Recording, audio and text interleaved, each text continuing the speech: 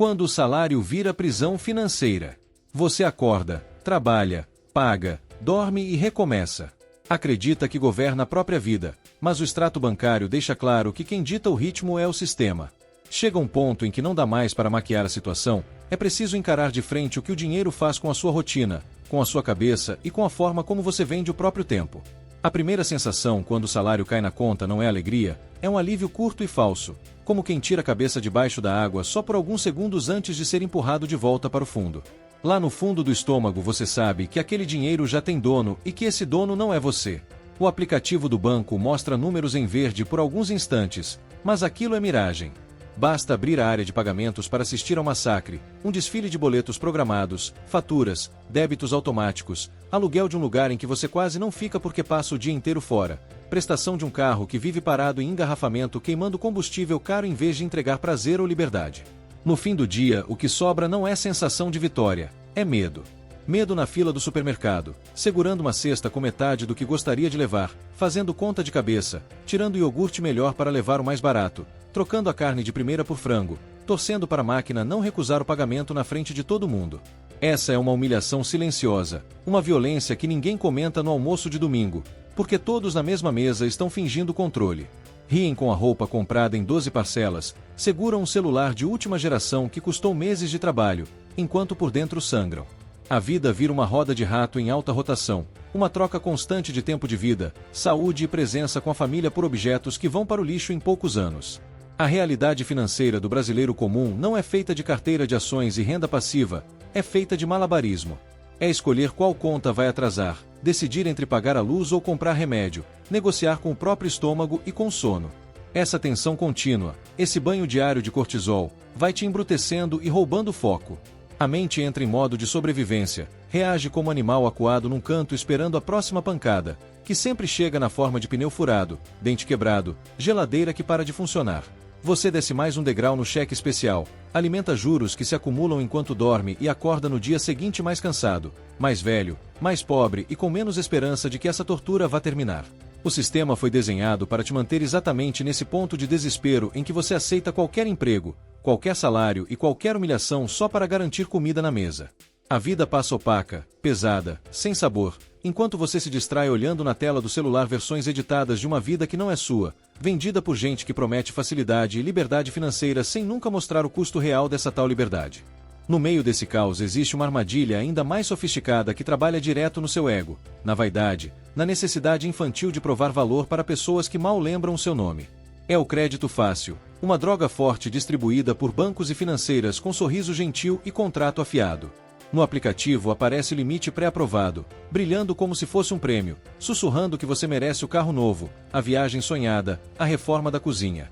Cansado de se sentir menor que o vizinho, esmagado pelo ônibus lotado, sufocado pelo uniforme repetido, você clica, aceita, parcela, vende horas futuras de trabalho em longas prestações.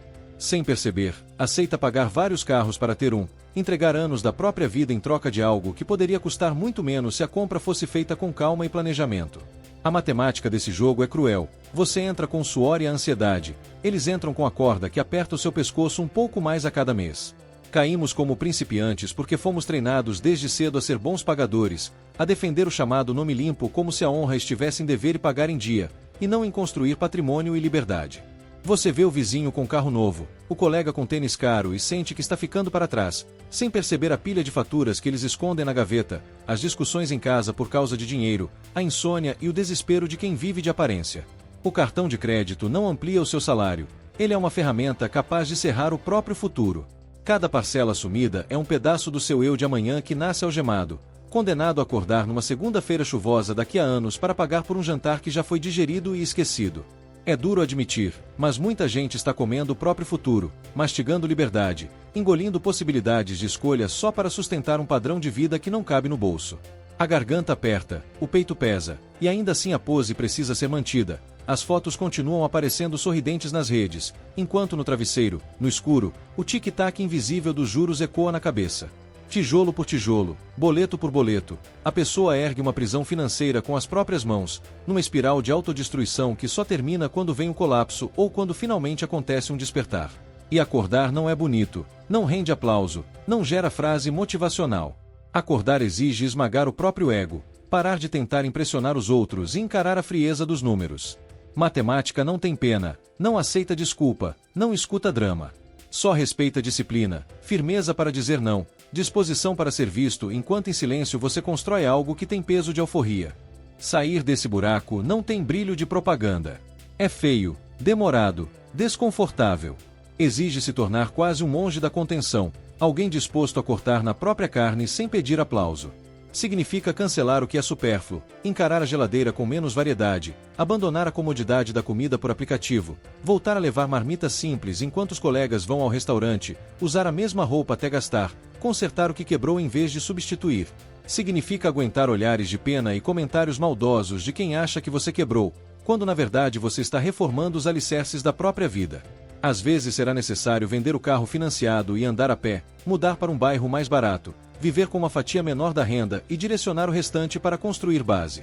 Não em promessa de dinheiro fácil ou em aposta disfarçada de investimento, mas em ativos sólidos, discretos, muitas vezes entediantes, como renda fixa e tijolo. O dinheiro vai crescer devagar, quase imperceptível, e isso irrita, dá vontade de largar tudo. É nesse ponto, porém, que se separam pessoas consistentes de quem desiste no primeiro cansaço. A constância de aportar mês após mês, mesmo quando a inflação corrói o poder de compra, é o que ao longo dos anos começa a virar proteção. O sistema precisa que você seja consumidor compulsivo, gastador e pagador de juros. Para virar o jogo é preciso ser o oposto, tornar-se acumulador, proprietário, credor. Essa mudança é tão profunda que chega no corpo. Você passa a sentir incômodo físico ao gastar com bobagem. Enxerga cada real como um trabalhador silencioso que pode atuar por você o tempo todo sem reclamar.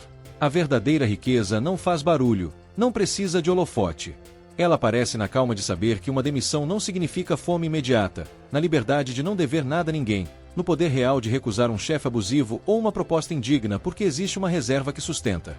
Esse dinheiro de proteção vale mais do que qualquer carro caro ou relógio chamativo, porque é ele que compra algo que não tem vitrine, que é a dignidade de volta, o controle do próprio tempo, a posse da própria vida.